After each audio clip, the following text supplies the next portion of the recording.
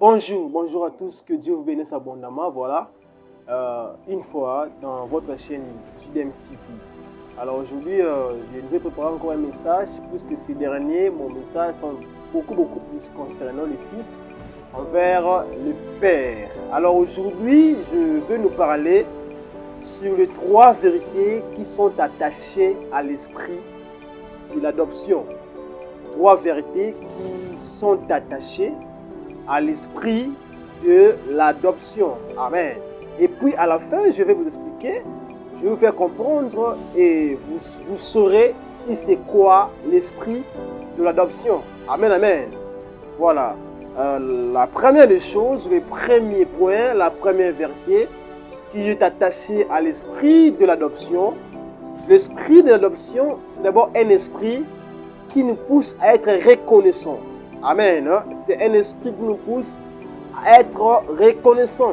Et cette reconnaissance, c'est une reconnaissance donc, qui est du fait de reconnaître, qu'il existe de Père dans la terre. Amen.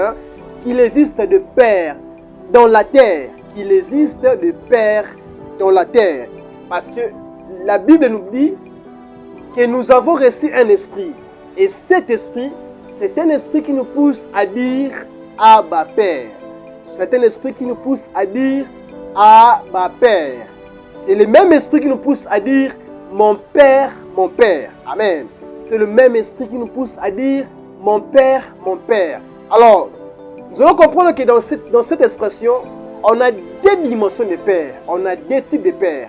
Le premier Père, c'est le premier Père qui est dans le ciel. Amen. C'est le premier Père que Jésus-Christ a interdit de la terre, n'appelait personne ici dans la terre Père. Amen. C'est le premier Père que Jésus-Christ a interdit de la terre, qu'on appelle personne ici Père. Amen. Et puis le deuxième Père, ce sont nos pères qui nous ont engendrés dans la foi. Ce sont nos pères spirituels, les mots appropriés. Ici dans la terre, on a des pères spirituels. Quelques autres personnes en disent, les pères spirituels n'existent pas. Seulement le père de la foi. Ça n'a pas de sens. Alors la foi c'est quoi? La foi elle-même, elle est spirituelle. L'Hébreu nous dit, c'est une démonstration de choses qui sont invisibles. Alors la personne qui me montre un chemin qui est spirituel, d'office c'est un père spirituel. Il me fait croire aux choses qui sont spirituelles. C'est un père spirituel. Il m'a fermé de la foi. C'est un père spirituel. Un père spirituel existe. Amen, amen. Un père spirituel existe. Et Messing Microsoft, elle était le père spirituel de Catherine Kuhlman. Tu vois, le père spirituel existe. Benson Idaosa, c'est un père spirituel de qui? Adi Nabala, il a un paradis là-bas en Ouganda. Tu vois, le père spirituel existe. Alors, si vous disiez que non, n'appelez personne ici dans la terre Père que celui qui est dans le ciel. La Bible n'a pas seulement dit le Père. La Bible dit n'appelez personne ici dans la terre directeur et autre chose. Ce n'est pas seulement le Père.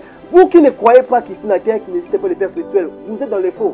Les pères spirituels existent. Amen. Alors l'esprit de l'adoption, quelqu'un qui a l'esprit de l'adoption, il est d'office reconnaissant. Il doit reconnaître qu'ici dans la terre, que nous avons des pères spirituels. Amen, amen.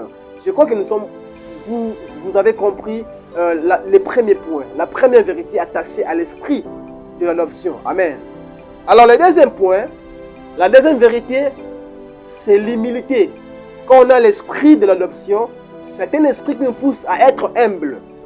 C'est un esprit qui nous pousse à être humble. Et cette humilité, ce n'est pas seulement cadré à l'endroit où vous priez.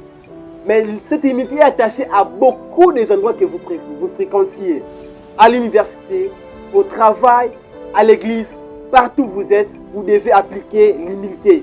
Face non seulement à ceux qui sont supérieurs à vous, mais aussi même aux gens qui sont en égalité avec vous, ou soit aux gens qui ont de mêmes valeurs que vous, aux gens qui sont de même génération que toi, vous devez aussi les être humbles. Amen. L'humilité est réciproque. L'humilité n'est pas attachée seulement à ceux-là qui sont supérieurs à vous. Amen. Et beaucoup plus, nous devons être humbles face à nos pères. Élisée était humble face à son père.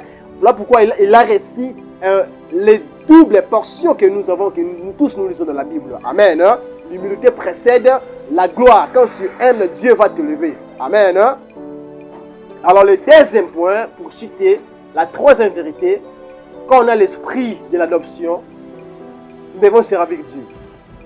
L'esprit d'adoption te poussera à servir la personne à qui t'a donné. Quelqu'un m'a pas comme je disais que l'esprit de l'adoption te poussera à servir la personne à qui t'a donné ça. Amen. La Bible dit, car Dieu a tant aimé le monde, il a donné Christ, afin que moi et toi nous soyons sauvés. Alors Christ demande que nous puissions l'aimer. Les seuls moyens, la seule façon de remettre cet amour, c'est de marcher selon ses principes. Là, c'est une autre chose. Alors, les seuls moyens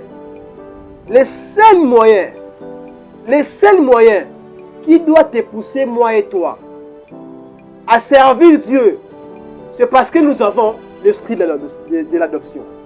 C'est parce que nous avons l'esprit de l'adoption. C'est cet esprit qui nous poussera à servir Dieu. Amen. Nous voyons voir dans Actes 2 lorsque l'esprit est descendu. On a vu les miracles que les apôtres ont fait. On a vu beaucoup de miracles que les apôtres ont fait. Pourquoi? Parce que Actes 2 s'est accompli, ils ont reçu cet esprit. Et enfin, l'esprit de l'adoption, c'est le Saint-Esprit. Amen, amen. Hein? Je vais nous expliquer dans l'émission prochaine c'est quoi l'esprit de l'adoption dans toute sa totalité. Amen. Que Dieu vous bénisse.